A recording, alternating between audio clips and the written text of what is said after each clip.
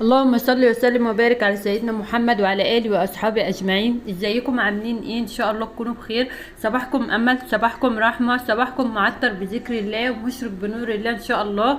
صباحكم تفاؤل وكله سعاده ونور بنور الله وبنور الرحمن. خلي عندك امل، خلي عندك تفاؤل ان اي حاجه انت نفسك فيها وعايزاها ان شاء الله ربنا هيحققها لك، وهتوصلي للحلم اللي انت عايزاه باذن الله وبرحمه ربنا. هنا انا زي ما انتم شايفين، انا النيش عندي كانه ضلفه خزين، كل اللي عايز يشيل حاجه يحطها في النيش، كل اللي بصوا حتى الشنط بتاعه الاولاد الصغيرين حاطينها لي في النيش من تحت. وعندي النيش بيتملي تراب بطريقه رهيبه، لان زي ما شفتوا هو جنب الشباك الالمونتان، والشباك الالمونتان ده على الشارع فبيدخل تراب دايما. فرحت جايبه العجانه وحطيت فيها ميه وحطيت فيها شاور وشويه اريال وعملتهم بايدي كده، وخلاص بقى قلت قررت ان انا والولاد هننزل النيش وهنعمله. بنزل كده الكاسات زي ما انتم شايفين واحده واحده، وبنتي بتاخد مني وبتحط في العجانه عشان خايفه لحاجه تتكسر. بصوا الكاسات، صدقوني يعني بص حاجة فظيعة، كأنه مهجور تراب بكمية فظيعة وبدرجة رهيبة. شفت منظره اتعصبت واتضايقت وقلت لازم ان انا اعمله. انا كان بقالي فترة عايزة اعمله بس بصراحة كنت مكسلة، بس اما شفت الموقف والمنظر ده قلت لا. بصوا الازاز مليان تراب، فقعدت وقلت هغسل كده واحدة واحدة وهحط حاجة جنبي علشان يصفوا، علشان اخلص منه.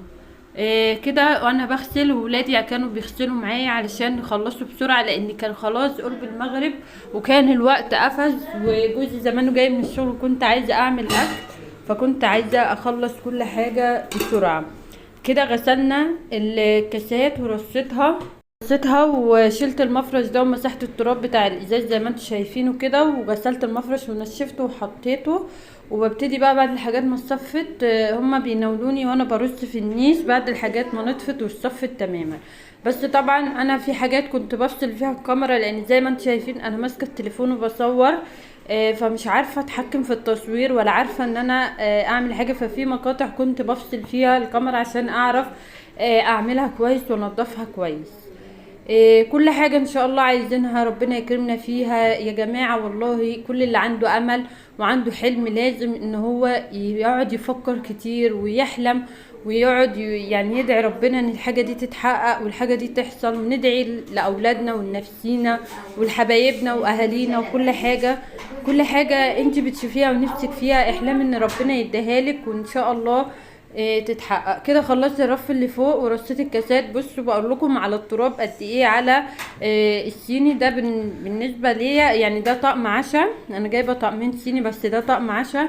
انا كده بنزله عليه كميه تراب رهيبه. برضو بحط طبعا كل حاجه بغسلها، بنغير الميه ونرجع نحط ميه جديده بشاور واريال، علشان التراب ده طبعا بينزل في المية فبيخلي لونها بيغير، فبنغسل. وكنت بنزل لهم وولادي بيغسلوا، وانا على ما كنت بشيل المفرش كده زي ما انتم شايفين وبغسله وبلمع وبمسح التراب الرهيب ده، كانوا هما بصوا بيغسلوا زي ما انتم شايفين كده، وشغالين يا عيني عمالين يغسلوا على اخرهم، علشان كان الوقت قفز وعماله اقول لهم خلاص انا اوقف التصوير وهم مش راضيين. فبيغسلوا الحاجه بتنشف بيناولوني احطها كمان. والله تعبنا حقيقي، مع ان ما عملناش النيش كله لاني كنت بصوره وكنت ناويه ان انا اعمل الاربع ضلف، بس لقيته كتير ومتبهدل جامد، بالذات الضلفتين اللي في الجناب متبهدلين قوي.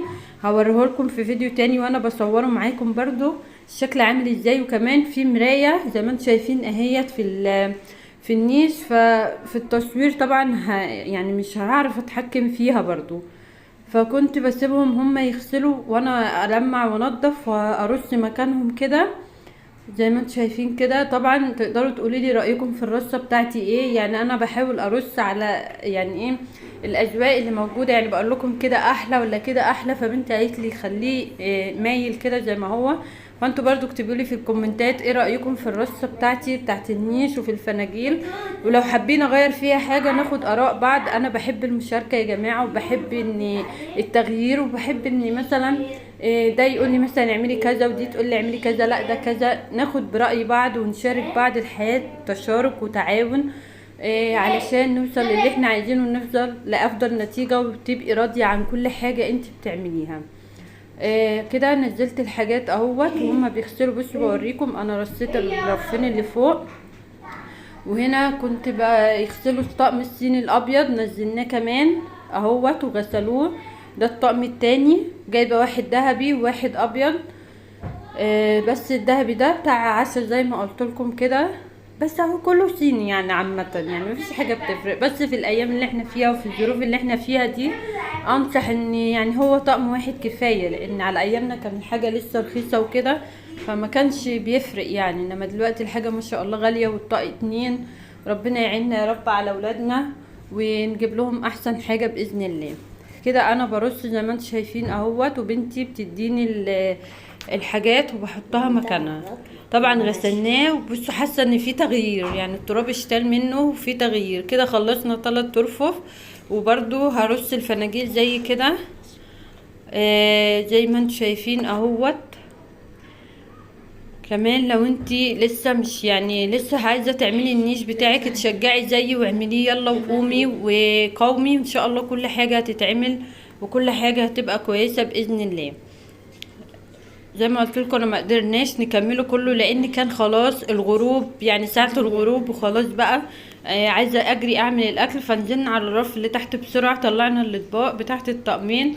وده طقم حلل صاج عندي برضو. وده بشيل الاطباق كده علشان نغسلها من التراب، لان التراب مبهدل الدنيا. وعايزه بصراحه اشيل النيش من جنب الشباك الالمونتان، فتحت عندي درجين في النيش فتحتهم. ده طقم كده توزيع عندي استانلس، عباره عن كبشه ومعلقه وشوكه. وهنا ديت علبه البيديفور اهي بوريها لكم، بس لقيتها نضيفه وكويسه فسبتها في الكيس. وهطلع بقى الحاجات ديت وهلمعها وهمسح الادراج كويس واغسل المفارش، وبعدين هرجع كل حاجة مكانها زي ما كانت، علشان بحاول ان انا اكون عملت كل حاجة على اجمل وجه زي ما زي ما انا حابة. مسحتهم كده ولمعتهم، وهرص كده كل حاجة في مكانها علشان احس ان انا عملت انجاز، واحس ان انا عملت حاجة مهمة. طبعا الفيديو خد تصوير كتير وخد وقت كتير، وبقيت اقفل وافتح، وفي حاجات حذفتها كمان، فخد مني مجهود كبير والله. هنا ديت اللي هي الفطاره اللي بيحط فيها الكحك والبسكويت، الشوكولاته، الفول السوداني. فبس للاسف المسمار اللي هو بيربط في الحامل كله، اللي هو بيتحط من تحت دوت، ضاع، فعشان كده مش عارفه استغلها، فقلت اشيلها في الدرج بتاع النيش. وده طقم الحلل الصاج، شايلاه برضو ما بستعملوش. وديت شنطة معالق، طبعا انا مطلعه منها معالق وشوك وسكاكين، ده اللي باقي منها. هنضفها برضو كده، رجعتها مكانها. وهبتدي بقى ارص الحاجات وارجع كل حاجة في مكانها. ما تنسيش بقى لو وصلت معايا لحد كده في الفيديو تعملي لي لايك وشير وسبسكرايب لأسرار المطبخ مع شوشو. بحبكم في الله يا احلى متابعين. هنرص كده الاطباق البيضة على بعضها، ونرص الاصفر على بعضه علشان نرجع كل حاجة في مكانها. بحب كمان لما اجي بالذات في النيش اجي ارجعه مكانه، اكون بنضفه وارجعه مكانه، بحب واغير الرصة. بس ما كنتش لاحقه ان انا اعمل اي حاجة، كنت عايزة اخلص بسرعة. كنت بحط الاطباق الكبيرة والاطباق الوسط والصغيرة فوق بعضهم كده، وارص مرة واحدة علشان اخلص. كده اهوت انا خلصت ورصيت كله، وهوريكم بقى النيش كله بعد ما رصيته اهوت. بصوا وريتكم بس الرف اللي فوق اهو. بقول لكم الاطباق الذهبي دي بتاع الطقم الصيني اللي فوق الذهبي دوت اللي بقول لكم عليه، وديت السلطانيات والاطباق. كده يبقى انا خلصت، ودولت 3 اطباق ازاز من 6، طبعا اتكسر خلاص الله يرحمه. دول اللي باقيين. بصوا النيش بقى بعد ما خلصت شكله بقى مزهزه وجميل، ورصيت كل حاجه في مكانها. الكاسات في الرف اللي فوق كالمعتاد، وطقمين الصيني فوق بعض، والطقم اللي تحت. بكده يبقى الفيديو بتاعنا خلص. وما تنسوش بقى تعملوا لي متابعه. بصوا الغروب خلاص، بصوا يعني انا شايفاه من الشباك خلاص كده الوقت قفز معايا. ما تنسوش اللايك، وتكتبوا لي كلمه في الكومنتات حلوه. اشوفكم على خير، مع